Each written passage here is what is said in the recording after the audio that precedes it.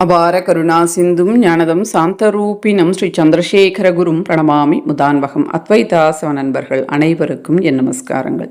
இன்னைக்கு நம்மளுடைய சேனலில் நம்ம பார்க்க போகிறது, ஏற்கனவே இந்த பரிகாரத்தை சொல்லியிருக்கிறேன். இருந்த போதிலும் இது மிகவும் சக்தி வாய்ந்த ஒரு பரிகாரம். நாளைய மறுநாள், அதாவது அமாவாசை கழித்து வருகின்ற முதல் வெள்ளிக்கிழமை இது ஆரம்பம் செய்யணும். நாளைய மறுநாள் முதல் வெள்ளிக்கிழமை, அந்த திதி அஷ்டமி திதியோடு வந்திருப்பது கூடுதல் சிறப்பு. அஷ்டலக்ஷ்மிகளின் அனுகிரகத்தை ஏற்படுத்தி தரக்கூடிய ஒரு அற்புதமான நாள். அதனால தான் உங்களுக்கு மறுபடியும் நான் இதை சொல்கிறேன். நீங்கள் ஆல்ரெடி இதை நீங்கள் பண்ணீங்க அப்படின்னா மறுபடியும் பண்ண வேண்டிய அவசியம் கிடையாது. பண்ணாதவர்கள் மேக்சிமம் ட்ரை பண்ணி பண்ணுங்க. நிச்சயமாக கைமேல் பலன் கிடைத்தே தீரும். இதற்கு தேவையானது 2 வெள்ளி செங்கற்கள். என்னங்க 2 வெள்ளி செங்கல்லா, நாங்கள் எங்கே போகிறது அப்படின்னு நீங்கள் பயப்பட வேண்டிய அவசியம் கிடையாது.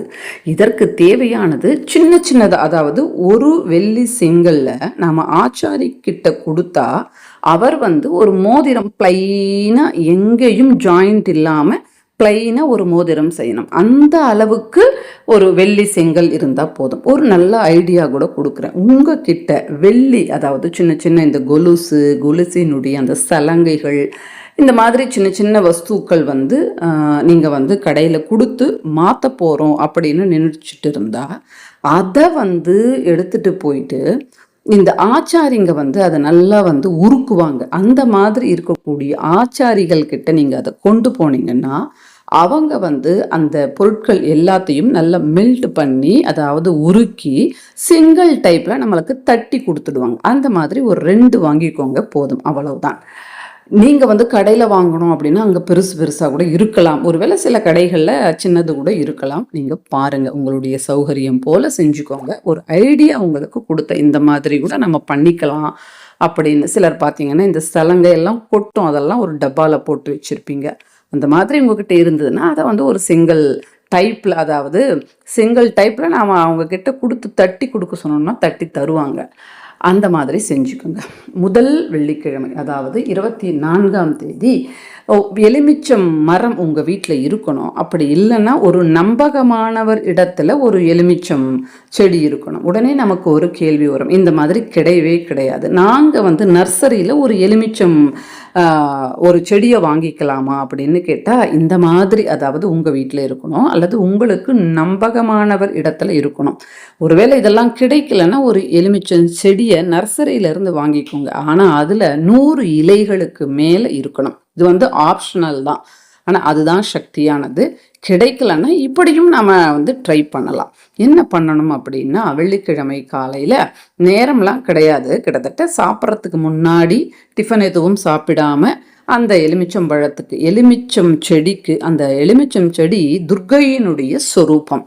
அதனால் அங்கே மஞ்சள் குங்குமம் வச்சுட்டு, கோலம் போட்டு, தீபம் ஏற்றி, தூபம் காட்டி, பூ வச்சு, நைவேத்தியம் வச்சு, கற்பூர ஹாரதி எல்லாம் காட்டி, அம்மா தாயே துர்க்கையே, எங்கள் வீட்டில் தனவரவு நல்லா இருக்கணும், பணப்புழக்கம் அதிகமாக இருக்கணும், அதனால தான் நான் இந்த பரிகாரத்தை செய்கிறேன், நீதாம்மா அனுகிரகம் பண்ணணும் அப்படின்னு சொல்லி அந்த ஒரு வெள்ளி செங்கல் இருக்கும் இல்லையா, அந்த மண்ணில் புதைச்சி வச்சுடுங்க. அவ்வளோதான், பரிகாரம் முடிஞ்சு போச்சு. அடுத்த, அதாவது இந்த அமாவாசை கழித்து முதல் வெள்ளிக்கிழமை இந்த பரிகாரம் நம்ம பண்ணிட்டோமா, அதோட முடிஞ்சு போச்சு. அடுத்த அமாவாசை கழித்து வருகின்ற முதல் வெள்ளிக்கிழமை, இதை நீங்கள் தான் ஞாபகம் வச்சுக்கணும். அப்போ போயிட்டு நாம் நமஸ்காரம் பண்ணிட்டு அந்த செடிக்கு தண்ணீர் ஊற்றி, இப்போ காலையில் பூஜை பண்ணும்போது கூட தண்ணீர் ஊற்றணும். அதே மாதிரி அந்த அமாவாசை கழித்து வருகின்ற முதல் வெள்ளிக்கிழமை தண்ணீர் ஊற்றி ஒரு கற்பூரத்தை ஏற்றி கொஞ்சம் பூ வச்சு மஞ்சள் குங்குமம் எல்லாம் போட்டுட்டு நைவேத்தியம் காட்டி எல்லாம் இப்போ எப்படி முதல் நாள் செஞ்சோமோ அதே மாதிரி அந்த நாளும் செஞ்சுட்டு அந்த சிங்கலை எடுத்துக்கணும். எடுத்துட்டு ஆச்சாரிக்கிட்ட கொடுத்து நீங்கள் பிளைனாக ஒரு மோதிரம் பண்ணிக்கோங்க. அப்போ இன்னொரு சிங்கல் இருக்கு இல்லையா, அது வீட்லேயே பத்திரமா வச்சுக்கோங்க. இப்போ நீங்கள் தோண்டி எடுத்த பிறகு அடுத்த மாதம் அந்த இன்னொரு சிங்கலில் ஒரு சிகப்பு துணியில் கட்டி பீரோவில் வச்சுக்கோங்க. இதன் மூலமாக பணவரவு அதிகரிக்கும். இப்போ செய்த மோதிரத்தை யார் போட்டுக்கிறது? கணவன் போட்டுக்கலாம் அல்லது மனைவி போட்டுக்கலாம். அதாவது வலது கையில் இருக்கக்கூடிய மோதிர விரல் இதை போட்டுக்கலாம். அவ்வளவுதான். இந்த மாதிரி செய்யும்போது நிச்சயமா தனவரவு ஏற்படும்.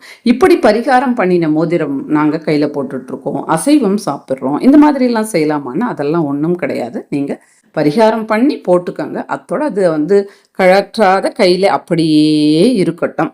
இதன் மூலமாக நிச்சயமாக தனவரவு கிடைக்கும். இதெல்லாம் செய்து நல்ல பலன் கிடைத்த பரிகாரங்கள். தேடி தேடி உங்களுக்காக நீங்களும் பலன் அடையணும், உங்களுடைய கஷ்டங்களும் தீரணும். இதுல ஒரு சுயநலமும் இருக்கு. அதாவது உங்களுடைய கஷ்டம் தீர்ந்தா நம்ம அறியாமலேயே நம்முடைய மனம் சந்தோஷப்படும். அதெல்லாம் எனக்கு ஆசீர்வாதமாக வரும். இதுவும் ஒரு இதுதான். ஏன் உங்களுக்கு நான் இது சொல்றேன் அப்படின்னா, நீங்களும் 4 பேருக்கு சொன்னீங்க அப்படின்னா அவர்களும் அந்த மாதிரி சந்தோஷப்பட்டா அது உங்களுக்கு தான் வரும். இப்படித்தான் நாம மற்றவர்களுக்கு நல்லது செய்ய முடியும். அதாவது வாக்கின் மூலமாக செய்கின்ற நல்லது இது.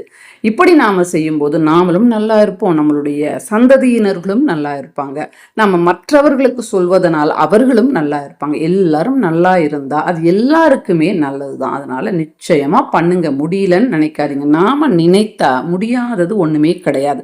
பிரயத்தன பூர்வமாக இதை நீங்க பண்ணுங்க.